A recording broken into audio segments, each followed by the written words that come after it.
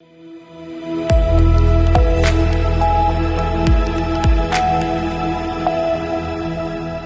के बाद एक बार फिर से रुक करेंगे यूपी बुलेटिन की ओर, जिसमें बात होगी बहराइच की, जहां रोडवेज बस की टक्कर से हाई स्कूल परीक्षा देने जा रहे 2 छात्रों की हुई मौत। आगे बात करेंगे बाराबंकी की, जहां जमलापुर में आम के हरे भरे प्रतिबंधित 17 पेड़ों का हुआ अवैध कटान। ऐसी तमाम खबरों पर विस्तार से डालेंगे नजर। बहराइच जिले में दर्दनाक सड़क हादसा सामने आया है। बहराइच नानपारा मार्ग पर जिंगाहा घाट के पास एक तेज रफ्तार रोडवेज बस ने बाइक सवार छात्रों को टक्कर मार दी। हादसे में हाई स्कूल की परीक्षा देने जा रहे 2 छात्रों की मौके पर ही मौत हो गई, जबकि एक छात्र गंभीर रूप से घायल हो गया। घटना के बाद बस चालक वाहन छोड़कर फरार हो गया। पुलिस ने दोनों मृतकों के शवों को कब्जे में लेकर पोस्टमार्टम के लिए भेज दिया है तथा फरार बस चालक की तलाश शुरू कर दी है। घटना के बाद क्षेत्र में शोक और आक्रोश का माहौल है। बहराइच से सीनू संवाददाता कृष्णचंद्र शुक्ला की रिपोर्ट। जमलापुर में 17 हरे भरे प्रतिबंधित पेड़ों का अवैध कटान हुआ, लेकिन बाराबंकी वन रेंज रामनगर की जिम्मेदार वन विभाग की कार्यवाही अब तक सुस्त है। सूत्रों के अनुसार इस मामले की शिकायत न्यूज चैनल और प्रिंट मीडिया के माध्यम से कई बार उठाई जा चुकी है, लेकिन 16 दिन बीत जाने के बाद भी विभाग ने कोई ठोस कार्यवाही नहीं की। शिकायतकर्ता ने दूरसंचार के माध्यम से जिले में मौजूद डीएफओ को प्रार्थना पत्र देकर सूचना दी, फिर भी कोई कार्यवाही नहीं हुई। स्थानीय लोगों का आरोप है कि वन विभाग के अधिकारियों की मिली भगत से ही प्रतिबंधित पेड़ों का कटान संभव हो पा रहा है। इस घटना से ये साफ है कि वन रेंज रामनगर में अधिकारी कर्मचारी कलम पर बंदूक के पहरे जैसा माहौल बना रहे हैं, लेकिन अब तक उन पर कोई कार्यवाही नहीं की गई है। बाराबंकी से सीनू संवाददाता विजय सिंह की रिपोर्ट।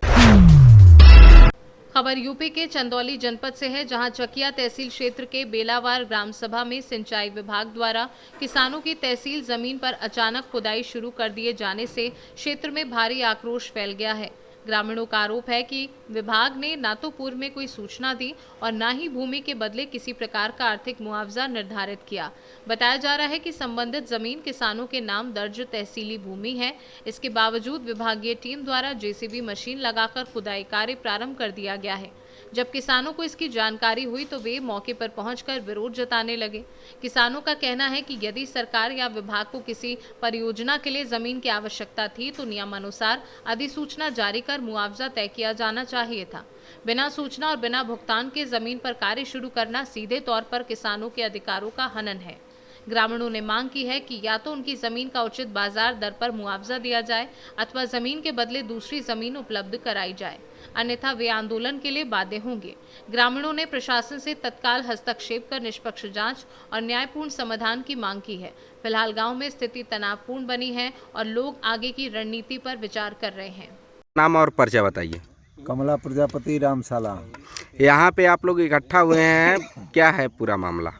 जमीन हमारी खनी जा रही है। यहाँ पे जब जमीन खना जा रहा है सिंचाई विभाग के द्वारा, सिंचाई विभाग आप लोग को अवगत कराया है? नहीं कराया। सिंचाई विभाग इसके पूर्व में जब ये मेलबंदी हुआ था उसका कुछ धनराशि आप लोग को उपलब्ध कराया था? ना कोई नहीं। नहीं। तो अब आप लोग सरकार से क्या अपेक्षा चाहते हैं? या तो हमारी मुआवजा दे या तो इसका जमीन दे। अपना नाम और परिचय बताइए। और राम सुधार नाम है। कहाँ के रहने वाले हैं? रामशाला के।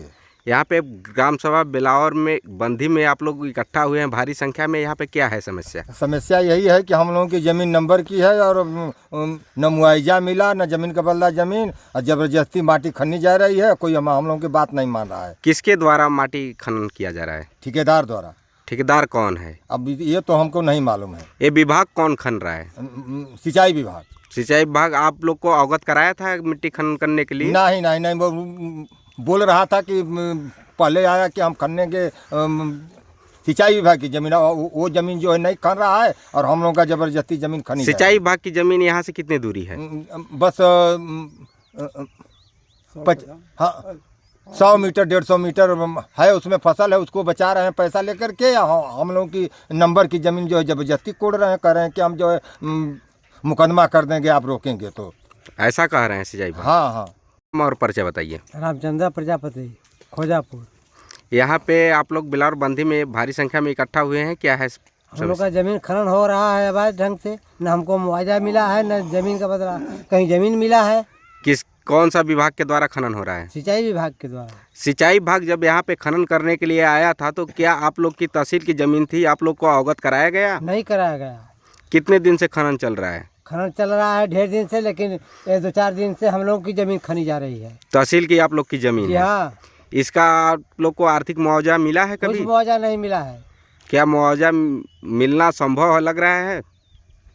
संभव नहीं, हम लोग को मुआवजा चाहिए इसका, या ज़मीन दे या हम लोग को पैसा दे। अपना नाम और परिचय बताइए। राधा कृष्ण प्रजापति।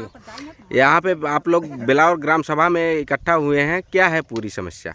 एक खेत के विषय में हम लोग हैं, एक खनन विभाग खनवा रहा है, एक सिंचाई विभाग है। सिंचाई विभाग जब आपका खुदाई खेत में नंबर की ज़मीन तहसील की ज़मीन में खुदाई कर रहा था उस समय आप लोग को अवगत कराया था? नहीं अवगत कराया।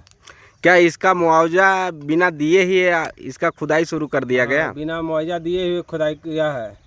तो आप लोग अब इस पे क्या कार्रवाई चाहते हैं? हम लोग को इसमें मुआवजा मिले चाहिए, या मुआवजा मिले या ज़मीन का बदला ज़मीन कहीं दे।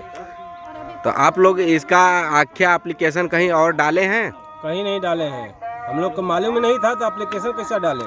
तो आप लोग को जानकारी कैसे प्राप्त हुई? अब जानकारी हुआ जब हम लोग देखे हैं, यहाँ आए हैं तो हम लोग खना गया था। तो पहले बंजर ज़मीन खना जा रहा था, तहसील का ज़मीन तो खना नहीं जा रहा था। और जब खना गया, रात बिरात हम लोग नहीं थे घर पर, कोई परेशानी है किसी को कहीं है, इस वजह से हम लोग को जब मालूम चला तो हम लोग इकट्ठा हुए। भाई हम लोग का नंबर का ज़मीन है, हम लोग को मुआवजा चाहिए इसका, या तो मुआवजा दे या ज़मीन का बदला ज़मीन दे। आप अपना नाम और परिचय बताइए। शर्मा प्रजापति, ग्राम खोजापुर अमसाला। यहाँ बिलावर बंधी में आप लोग इकट्ठा हुए हैं भारी संख्या में, क्या है समस्या यहाँ पे? यहाँ पर हम लोगों की ज़मीन ज़बरदस्ती ठेकेदार द्वारा खरीद जा रही है, न इसका मुआवजा मिला न इसका पैसा ही मिला। कौन सा विभाग के द्वारा खनन किया जाए? सिंचाई विभाग के द्वारा। क्या सिंचाई विभाग यहाँ पे जब खनन हो रहा था तो आप लोग की तहसील की ज़मीन थी, कभी आप लोग को अवगत कराया? नहीं कराया, अभी तक नहीं है, अपने खन रहा है, अपने मनमानी ढंग से खनना जा रहा है। तो आप लोग अब क्या आश्वासन चाहते हैं? हम लोगों को ज़मीन दे या मुआवजा दे इसका। चंदौली से सीनू संवाददाता मधुप श्रीवास्तव की रिपोर्ट। जालौन में गुरुवार को जिलाधिकारी राजेश कुमार पांडे ने विकासखंड कार्यालय एवं नगर पालिका परिषद कोंच का वार्षिक निरीक्षण कर व्यवस्थाओं की गहन समीक्षा की। निरीक्षण के दौरान उन्होंने स्पष्ट किया कि जन सुविधाओं में किसी भी प्रकार की शिथिलता बर्दाश्त नहीं की जाएगी। निरीक्षण के दौरान जिलाधिकारी ने जलभराव वाले क्षेत्रों में पक्की सड़क एवं दोनों ओर नाली निर्माण कर अस्थायी जल निकासी व्यवस्था सुनिश्चित करने के निर्देश दिए। ब्लॉक परिसर में सुलभ शौचालय, स्वच्छ वातावरण तथा जनता दर्शन व्यवस्था को और अधिक प्रभावी बनाने हेतु निर्देशित किया। निरीक्षण में लगभग 7 मकान कर निर्धारण से बाहर पाए गए। इस पर अधिशासी अधिकारी मोनिका उमराव को तत्काल सर्वे कर सभी छूटे मकानों को कर दायरे में लाने तथा संबंधित क्षेत्रों में मूलभूत सुविधाएं उपलब्ध कराने के निर्देश दिए। इस अवसर पर एसडीएम ज्योति सिंह, नगरपालिका अध्यक्ष प्रदीप कुमार गुप्ता, अधिशासी अधिकारी मोनिका उमराव सहित कई अधिकारी मौजूद रहे। नगर पालिका कोंच का निरीक्षण किया, सर क्या कुछ कहेंगे? ये हमारा वार्षिक निरीक्षण है, पूर्व निर्धारित था, तो उसके अंतर्गत जो ब्लॉक कार्यालय इसका निरीक्षण किया गया है। इसमें सरकारी कामकाज और उनका अवलोकन किया गया, किस प्रकार जन शिकायतों का निस्तारण किया जा रहा है।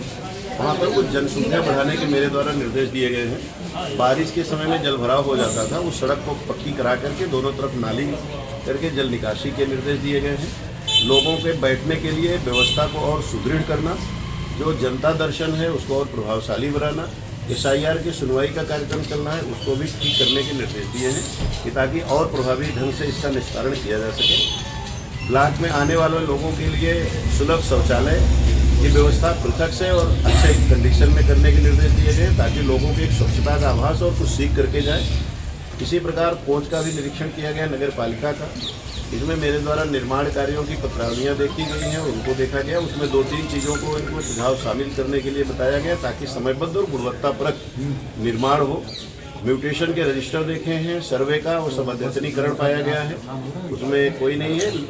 पत्रावलियों की पंजिका बनाने के निर्देश दिए गए हैं ताकि पारदर्शिता बनी रहे और लोगों की जवाबदेही तय हो सके कुल मिला करके। और जो सामग्री उपभोग के लिए खरीदी गई है उसका उपभोग हो, जो मशीनरी ली गई है उन सबका जनता के लिए उसका उपभोग हो और शहर को साफ सुथरा बना करके रखें, जिससे कि लोगों को लगे एहसास हो नगर पालिका कोच यहाँ अच्छे से काम कर रहे हैं। मकानों के नामांतरण के लिए कुछ मकान यहाँ पर मेरे द्वारा जांच में भी पाया गया है कि छूटे हुए हैं। लगभग 500 से 700 मकान हैं जिन पे करारोपण नहीं किया गया है।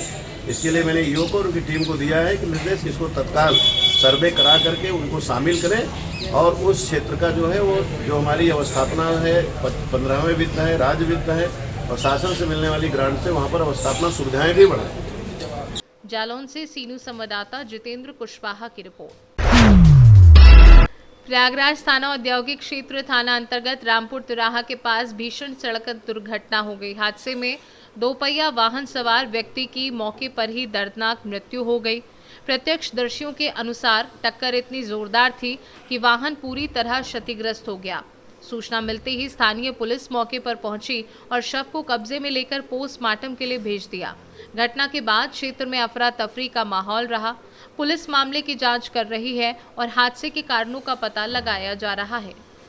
प्रयागराज से सीनू संवाददाता मंगला प्रसाद पटेल की रिपोर्ट। यूपी बुलेटिन में फिलहाल के लिए इतना ही। बने रहिए सी न्यूज़ भारत के साथ। हर खबर आपके साथ, आपके हाथ।